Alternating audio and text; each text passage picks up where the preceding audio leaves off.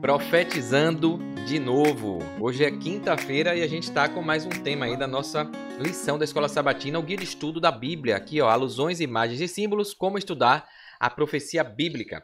E a gente vai ver esse tema aqui que a gente está estudando sobre as nações desde a semana passada, né? Então, se você não viu, passa no card aqui, nos comentários, na descrição desse vídeo para você pegar os últimos estudos. E a gente vai ver hoje sobre profetizar de novo, dando continuidade aí à importância dos temas sobre a organização da humanidade, dos povos, das nações, como Deus escolheu o povo e as profecias foram dadas. Falamos da besta entre a terra e o mar e hoje a gente vai ver aqui um pouco mais sobre essa profecia, tá bom? Fica comigo até o final, logo após a vinheta eu vou te mostrar tudo, vai valer a pena, vale a nossa salvação.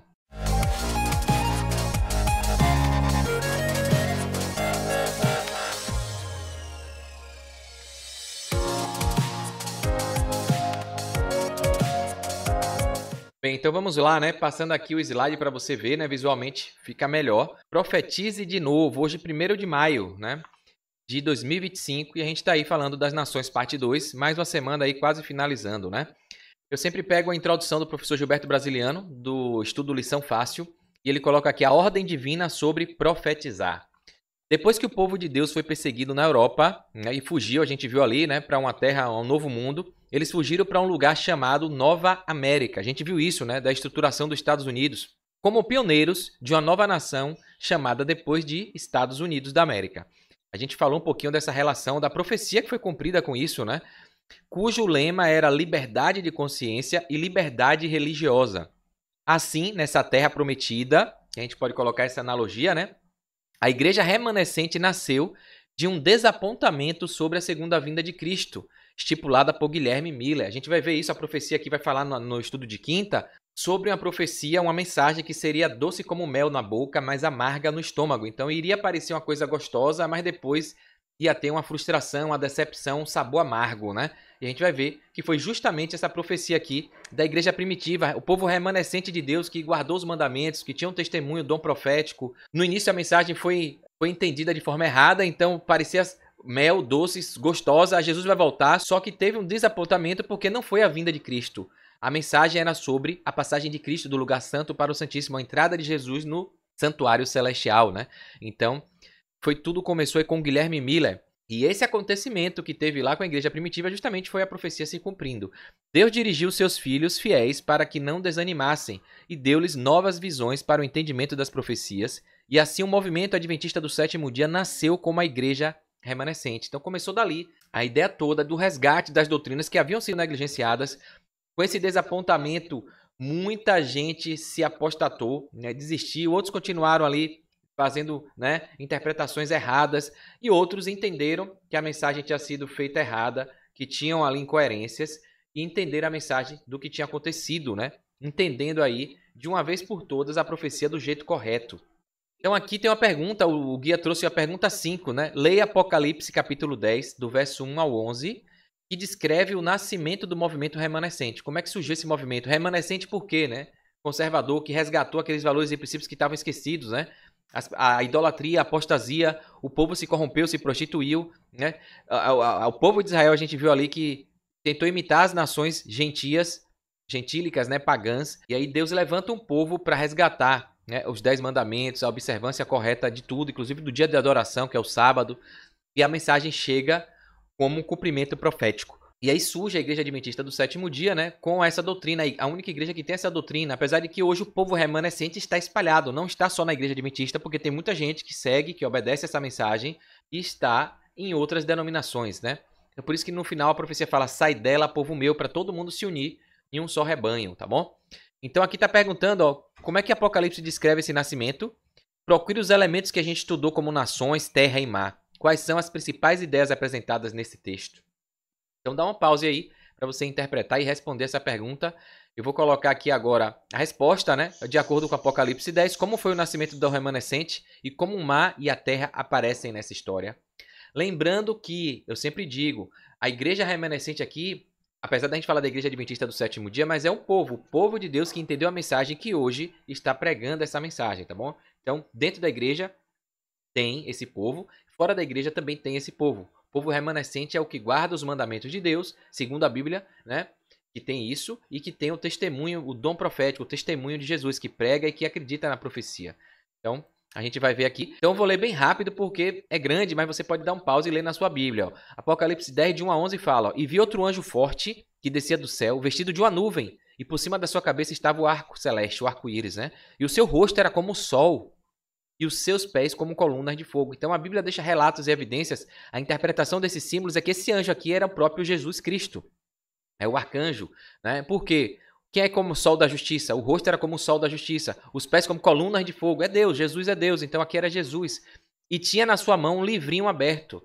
Esse livrinho é o livro lá de Daniel que a gente estudou em um estudo passado. Lembra que o livro foi trancado? Deus falou, não é hora. Tranca esse livro, essa mensagem aí. E aqui em João, mostra que o anjo, Jesus, estava com o livrinho aberto nas mãos. Ele permitiu a profecia ser divulgada, espalhada. E pôs o seu pé direito sobre o mar e o esquerdo sobre a terra. E aqui a gente vê que tem o domínio, a autoridade sobre criador e governante do céu, da terra, do mar, né? Então, mostrando a autoridade de Jesus, né? Mostrando também que é para todo mundo.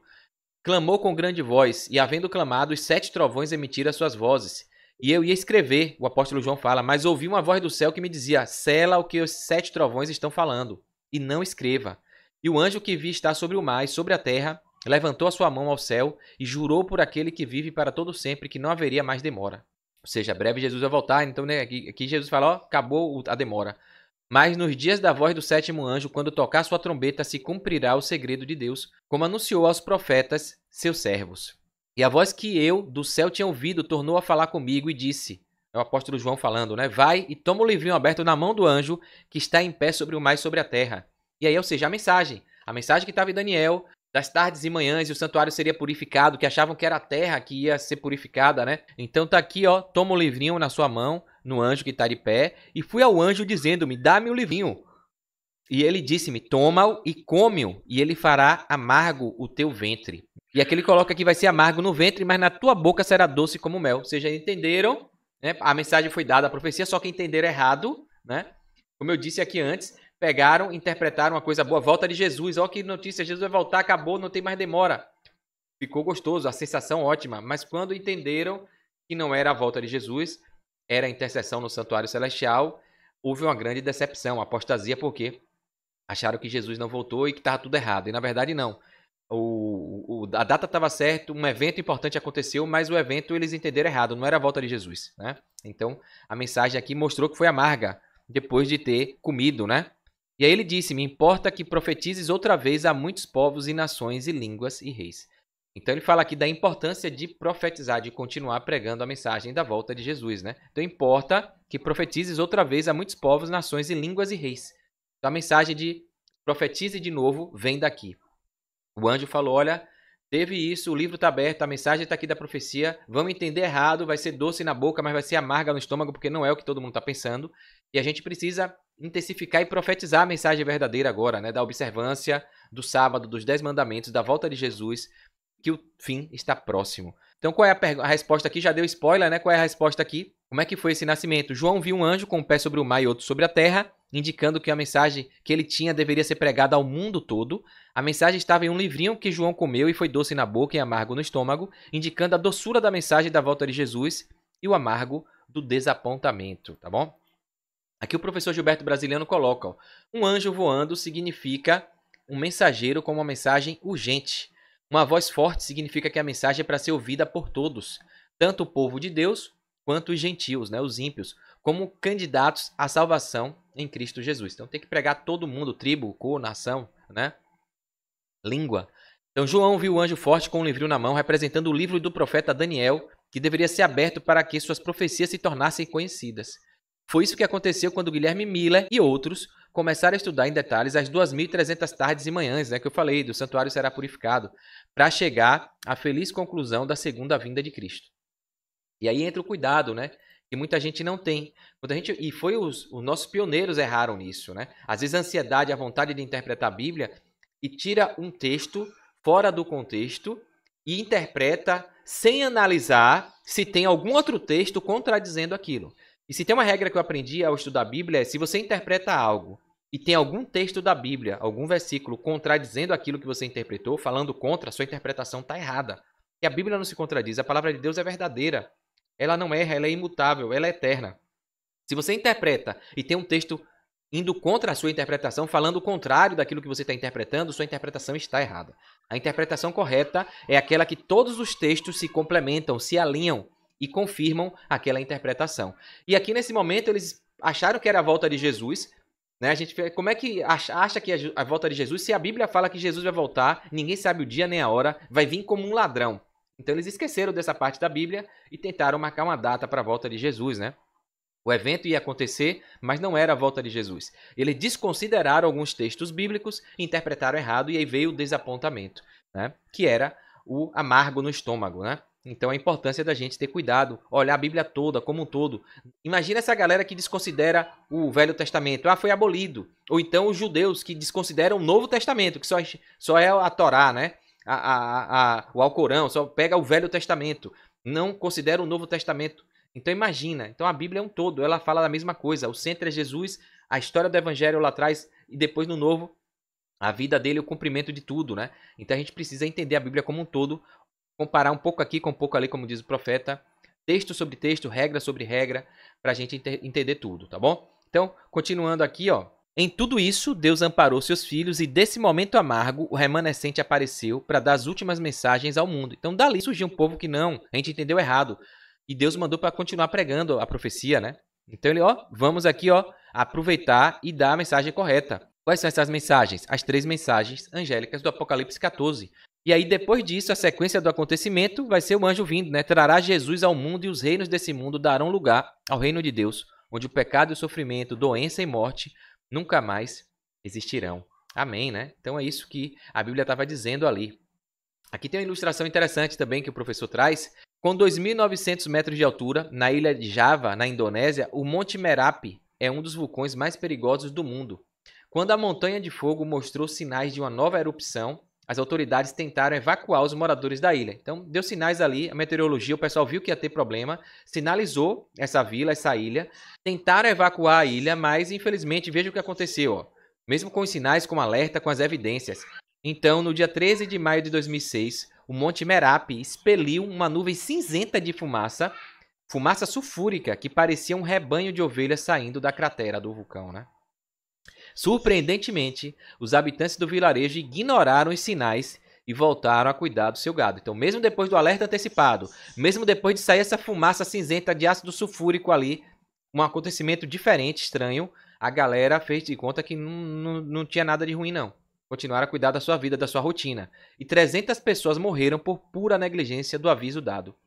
E aqui vem a aplicação moral, né? A nossa tendência humana é de ignorar os sinais. Mas no caso das profecias, que está falando do fim do tempo do mundo, do fim da humanidade, não podemos vacilar porque nossa vida eterna estará em jogo. É a recompensa. Ou você vai herdar a vida eterna ou vai morrer para sempre, né?